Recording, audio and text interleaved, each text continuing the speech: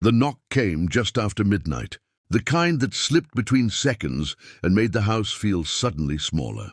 Daniel had been half asleep on the couch, his neck stiff, the television muted to a blue glow, when the sound pulled him fully awake. At first he thought he'd imagined it. Storms made strange noises, and this one had been howling since evening. But then it came again, firmer this time, urgent, as if whoever stood outside knew time mattered. Daniel's heart thudded hard against his ribs. He glanced down at Lily, curled against his side, her cheek pressed into the worn fabric of his sweater, a crayon still clutched in her fingers from where she'd fallen asleep mid-drawing. He gently slid the coloring book from her chest and stood, every movement slow, controlled, the way he'd learned to move since becoming both mother and father, in one fragile body. The house was quiet except for the wind battering the windows and the steady hum of the heater fighting the cold. Snow piled high against the glass, turning the world outside into a blur of white and shadow. Daniel felt that familiar tightening in his chest, the instinct that had sharpened after his wife's death, telling him to be careful, to think of Lily first.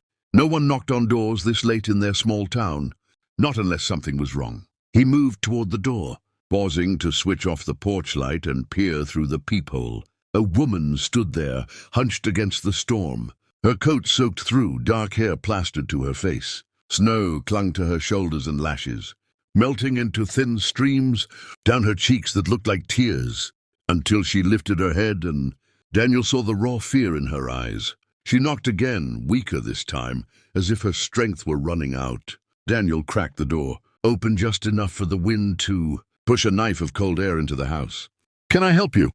he asked, keeping his body between the opening and the living room behind him. "I'm sorry," the woman said quickly, her voice shaking, breath puffing white. "I know it's late.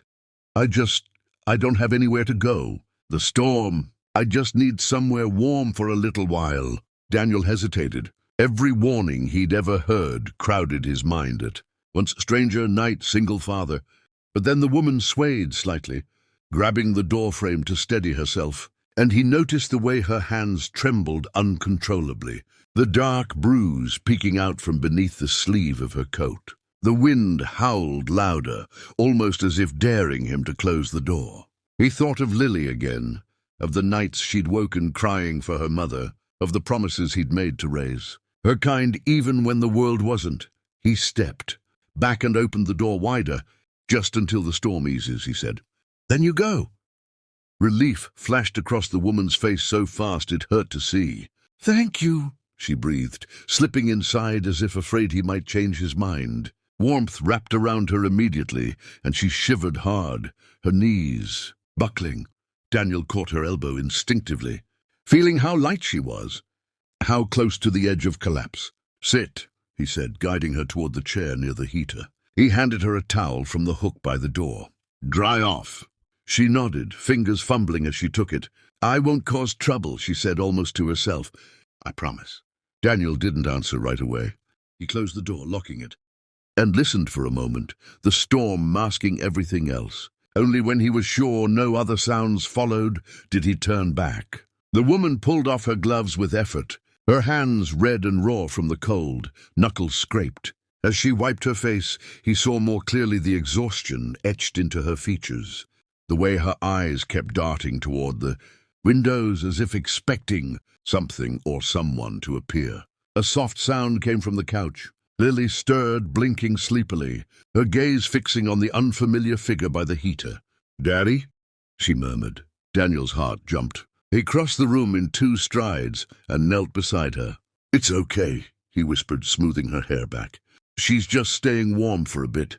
Lily sat up, curiosity overtaking sleep. She studied the woman with solemn seriousness, then looked back at her father. "Is she cold?" "Yes," Daniel said quietly. "Very."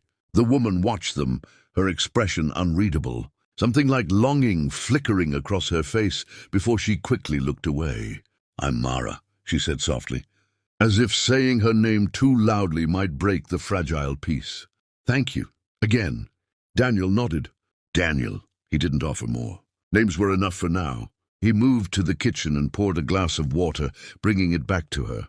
As she drank, he noticed how carefully she held the glass, like someone unused to kindness, like someone expecting it to be taken away. Outside, the wind roared, rattling the walls, and somewhere in the distance, a branch cracked under the weight of snow. Mara's eyes lifted suddenly.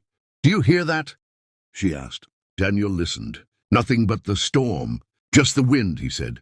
She nodded, though tension still coiled in her shoulders. "Right, just the wind." Lily slid off the couch and padded over, dragging her blanket behind her. She stopped a few feet from Mara, studying her again. "My daddy makes the best soup," she announced seriously. "It makes you warm inside, too." Mara's lips curved into a faint surprised smile. "I'm sure it does," she said, voice thick. Daniel felt something shift in the room, a subtle easing, though unease still lingered like a shadow at the edge of the light. He didn't know who this woman was, or why she was so afraid. But as the storm raged on outside, he became aware of something else. Headlights passing slowly in the distance, barely visible through the snow, then disappearing. He told himself it was nothing, just another car fighting the weather. Still, his hand drifted unconsciously to Lily's shoulder, holding her close as the night pressed in around them, and the simple act of opening a door began to carry a weight he couldn't yet understand. The storm did not ease the way Daniel had hoped. Instead, it seemed to gather strength. Wind clawing at the house as if testing every weak point. Snow thickened against the windows, swallowing the view of the road entirely. And the power flickered just once, long enough to make Lily gasp, before the lights steadied again, humming with fragile persistence. Daniel exhaled slowly, the breath he hadn't realized he'd been holding, and moved to pull another log closer to the heater. Mara sat rigid on the chair, hands wrapped around the warm bowl of soup he'd finally convinced her to accept, eyes fixed on the far wall, as though she were listening to something only she could hear. She ate carefully at first, each spoonful tentative, but hunger eventually overpowered caution. Daniel watched without staring, noticing the way color slowly returned to her cheeks, the way her shoulders lowered a fraction with each swallow. Lily sat cross-legged on the floor nearby, quietly drawing again, occasionally glancing up at Mara as if checking that she was still there. "This is really good," Mara said after a while, her voice hoarse. "I don't remember the last time I had something warm." Daniel nodded. "It's nothing special." "It is," she insisted, and he didn't argue. The house felt too small for all the unspoken things crowding it. The wind screamed through the trees, branches scraping the roof, and every sound made Mara flinch. When a particularly loud gust rattled the back door, she nearly jumped out of her seat, soup sloshing dangerously close to the rim of the bowl. "They won't come in this weather," Daniel said, though he wasn't entirely sure why he said it or who they were supposed to be. Mara's eyes met his, sharp with fear. "You don't know that," she whispered. Before he could ask what she meant, Lily stood and padded over, clutching her stuffed rabbit by one ear. She stopped in front of Mara and held it out with both hands, her small face serious. "You look like you need him," she said. "He's very brave." Mara stared at the toy as if it were something sacred. Her lips trembled, and for a moment Daniel thought she might refuse. But then she took it, pressing it to her chest. A sob escaped her before she could stop it, raw and broken, and Lily immediately wrapped her arms around her legs in an awkward, gentle hug. "Thank you," Mara managed, sinking down to Lily's level. "You're very kind." Lily beamed, satisfied, and returned to her drawing, mission accomplished. Mara stayed where she was, gripping the rabbit like a lifeline, tears sliding silently down her face. Daniel turned away to give her privacy, though the sight burned itself into his mind. The sound of tires on snow cut through the house like a blade, slow, deliberate, too close. Daniel froze, every muscle going tight. Mara's head snapped up, panic flooding her features. She didn't need to say anything. Her terror spoke loudly enough. A heavy knock followed, not hesitant like hers had been, but confident, demanding. "Open up," a man's voice called, muffled by the storm. "We're looking for someone." Daniel's heart hammered so hard he was sure they could hear it. Lily looked up, confused. "Daddy?" "It's okay," he said quickly, though his own voice sounded distant to his ears. He met Mara's gaze, and in that instant he understood everything that mattered. Whatever she was running from, it was standing on his porch now. "Please," Mara whispered, barely forming the word. "If they take me, I won't survive it." Daniel didn't ask questions. He didn't demand explanations. He simply nodded once and took her arm, guiding her down the short hallway toward the storage room. He opened the door, ushered her inside, and closed it gently, meeting her eyes through the crack. "Stay quiet," he said, "no matter what." She nodded frantically, clutching the rabbit to her chest, and he shut the door just as the knock came again, harder this time. Daniel opened the front door and faced two men, their coats dusted with snow, breath steaming in the cold air. Their eyes were sharp, scanning past him into the house. "Evening," one said, though there was no warmth in the word. "We're looking for a woman, dangerous, might have come through here." Daniel swallowed and forced his shoulders to relax. "Oh, just me and my kid," he said. "We've been home all night."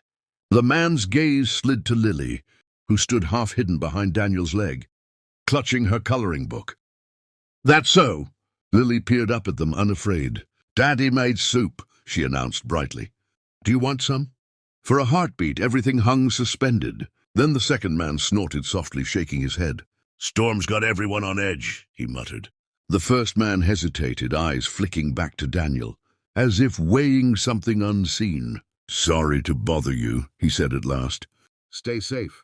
They turned and left, their footsteps crunching away into the snow. Daniel closed the door and locked it, leaning his forehead briefly against the wood as his knees threatened to give out. Only when the sound of the engine faded completely did he move. He opened the storage room door. Mara sank against the wall in relief, sobbing openly now. The rabbit clutched so tightly its stitching strained. Daniel crouched in front of her, keeping his voice low. "You're safe. For now." She looked up at him through tears. "You didn't even know who they were," she said. "Or who I am?" He shrugged slightly, a tired smile touching his lips. "Didn't matter." Lily appeared at his side, pressing the rabbit back into Mara's hands when she tried to return it. "You keep him tonight," she said firmly. "He'll watch the door." Mara laughed weakly through her tears. Outside, the storm began to soften, the wind easing into something gentler, almost forgiving. Inside the small house, three strangers shared the fragile quiet that followed fear, unaware that this single night, this choice to open a door, to lie for someone hunted, would bind their lives together in ways none of them could yet imagine. If you enjoyed this story, please don't forget to like the video and subscribe to the channel for more powerful stories.